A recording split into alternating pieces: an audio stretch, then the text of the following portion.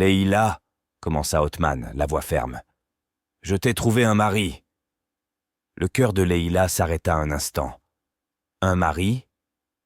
Mais papa... Ça suffit, l'interrompit-il sèchement. Tu épouseras Idriss, le fils de l'honorable Damani. Il est riche, et ce mariage apportera une grande prospérité à cette famille. Les yeux de Leïla s'agrandirent sous le choc. Mais papa, je ne le connais même pas. Et vous parlez du fils de l'honorable Damani, qui, oui, celui qui est infirme, termina froidement Othman. Et tu l'épouseras. Ce n'est pas une demande, Leïla, c'est un ordre.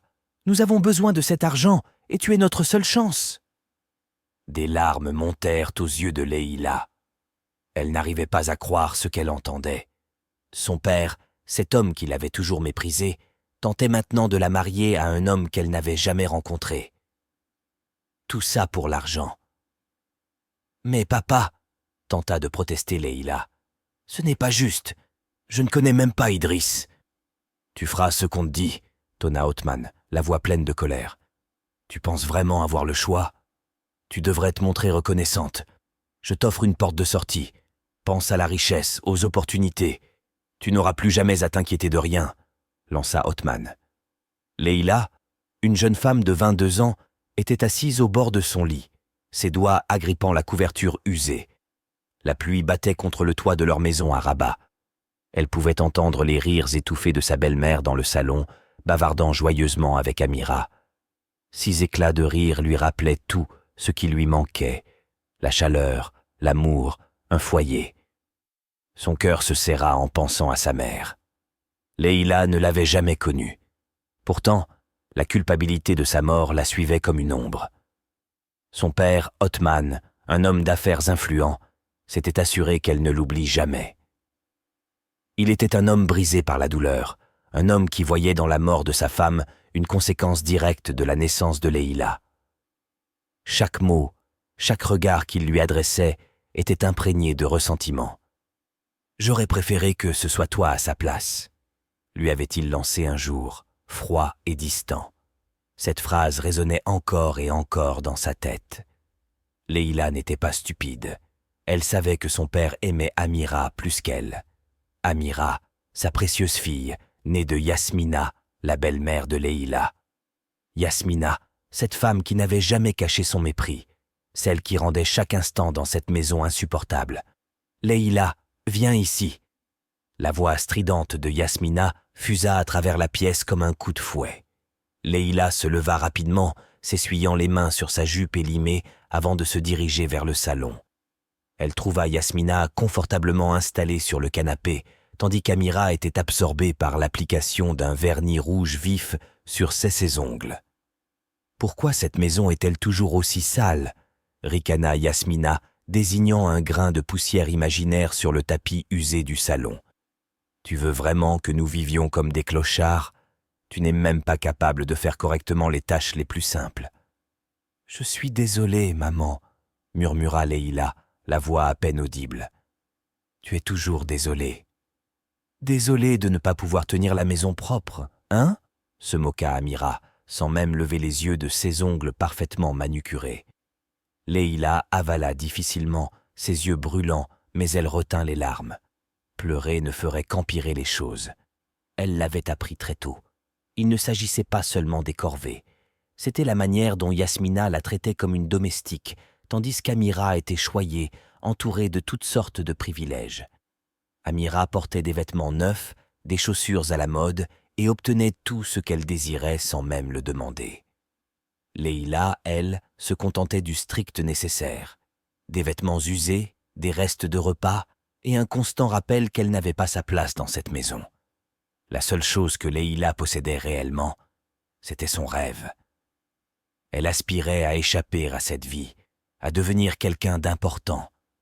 Elle voulait devenir avocate pour défendre les opprimés, ceux qui, comme elle, n'avaient pas de voix.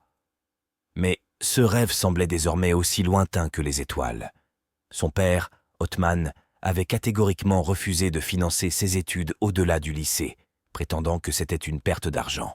« Tu ferais mieux de trouver un mari et de t'installer. » C'est tout ce à quoi les filles comme toi sont bonnes, avait-il déclaré sèchement, un soir où Leïla avait trouvé le courage de lui demander de l'aide pour payer ses frais de scolarité. Assise dans un coin de la pièce, elle repliait méthodiquement ses vêtements usés en une pile soignée. Les éclats de voix d'Amira résonnaient à travers la maison, comme d'habitude. Mais aujourd'hui, c'était particulièrement irritant. Amira, bien sûr, était en plein dans son activité préférée, se pavaner. « Regarde ce sac à main, Leïla », dit Amira en faisant un tour de la pièce, un sourire suffisant illuminant son visage. « Il vient de Paris, tu sais. Papa l'a fait commander spécialement pour moi. Est-ce que tu sais au moins de quel designer il s'agit ?» Leïla ne prit même pas la peine de lever les yeux. Elle savait exactement où cette conversation allait mener. Amira aimait rappeler à Leïla tout ce qu'elle ne pourrait jamais avoir. Chaque mot n'était une piqûre, un rappel de son infériorité aux yeux de cette famille. Mais Leïla ne réagit pas. Elle avait appris à endurer, à s'enfermer dans ses pensées, là où personne ne pouvait la toucher. Elle rêvait encore de cette vie qu'elle construirait loin de cette maison étouffante, où elle serait enfin libre de choisir son propre destin. Mais le rêve s'éloignait de plus en plus, comme un mirage au milieu du désert. Othman avait d'autres projets pour elle, et chaque jour, la possibilité de s'enfuir s'amenuisait. Soudain, la porte d'entrée claqua. Othman entra dans la maison, son regard sévère balayant la pièce. « Leïla, viens ici !» ordonna-t-il d'une voix rauque. Leïla obéit immédiatement, son cœur battant la chamade. Elle s'approcha de lui, son estomac se tordant de peur. « Demain, tu vas rencontrer la famille d'Amani, » déclara-t-il sans détour. « Le mariage sera arrangé rapidement. Prépare-toi. » Leïla sentit le sol se dérober sous ses pieds. Tout son être se figea sous le choc. « N'est-ce pas magnifique ?» continua Amira en se pavanant avec son sac de designer accroché à son bras. « Je doute que tu aies jamais quelque chose d'aussi beau. Mais c'est pas grave. Tout le monde ne peut pas être aussi chanceux que moi. » Leïla serra les poings mais resta silencieuse. Elle avait appris depuis longtemps que réagir ne faisait qu'empirer les choses. Amira adorait la voir se tordre, savourait chaque moment où elle parvenait à piquer ses insécurités. « Et ce collier », ajouta Amira en se penchant plus près, « c'est de l'or pur. Papa m'a dit qu'il valait plus que tout ce que tu posséderas dans toute ta vie. » Elle rit doucement, jetant ses longs cheveux par-dessus son épaule. « Je suppose que c'est comme ça que les choses se passent, n'est-ce pas ?» Leïla sentit une boule se former dans sa gorge, mais elle l'avala. Les paroles d'Amira, aussi cruelles soient-elles, n'étaient pas nouvelles. Elle avait grandi en voyant son père idolâtrer Amira, la couvrant de cadeaux luxueux, tandis que Leïla n'obtenait que des regards indifférents et des mots durs. « Oh, et ai-je mentionné mes nouvelles chaussures ?» Amira désigna ses talons hauts, élégants et de marque. « Papa a dit que je devais avoir le meilleur pour ma prochaine fête d'anniversaire. Ça va être tellement incroyable. Tout le monde sera là. Sauf toi, évidemment. Je ne voudrais pas que tu m'embarrasses. » Le cœur de Leïla se serra, mais elle refusait de laisser Amira voir à quel point ces mots la blessaient. Elle se concentra sur la pile de vêtements usés devant elle, essayant de bloquer le bruit. « Qu'est-ce qu'il y a, Leïla » railla Amira, sa voix dégoulinante d'une fausse inquiétude. « Tu n'aimes pas voir de belles choses ?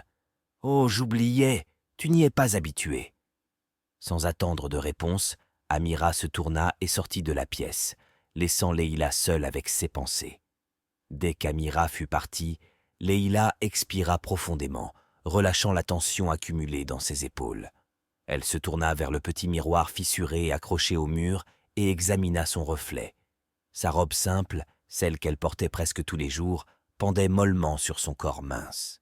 Pas de vêtements de créateur, pas de colliers en or, pas de chaussures luxueuses. Mais il y avait autre chose, une force tranquille qui émanait de son regard. Une force qu'Amira ne pouvait pas voir. Leïla savait une chose avec certitude. Amira possédait peut-être toutes les choses matérielles, mais ces et choses ne définissaient pas sa valeur. Un jour, elle le prouverait. Un jour, elle leur montrerait que la vraie valeur ne venait pas des sacs de créateurs ou des colliers en or. La vraie valeur venait de l'intérieur, de la détermination, de la résilience.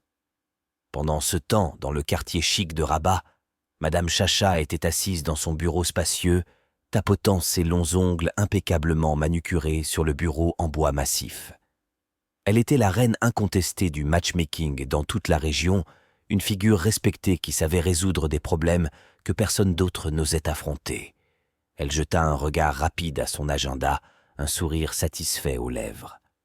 L'affaire du mariage entre Leïla et Idriss avançait parfaitement.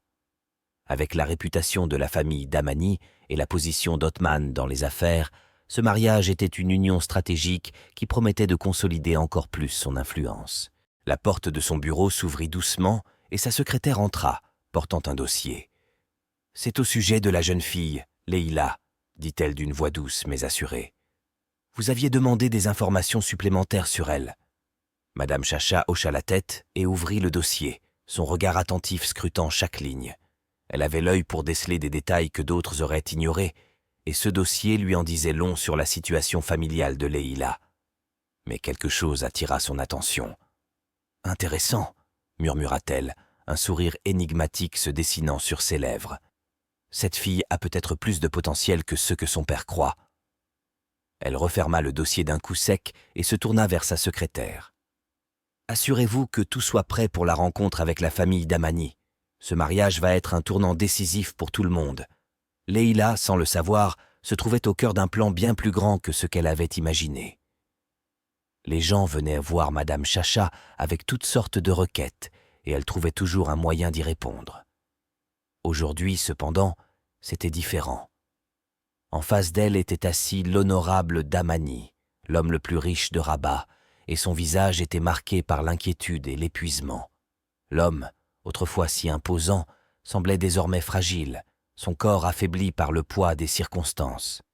Il avait perdu du poids, et son aura de puissance s'était fanée.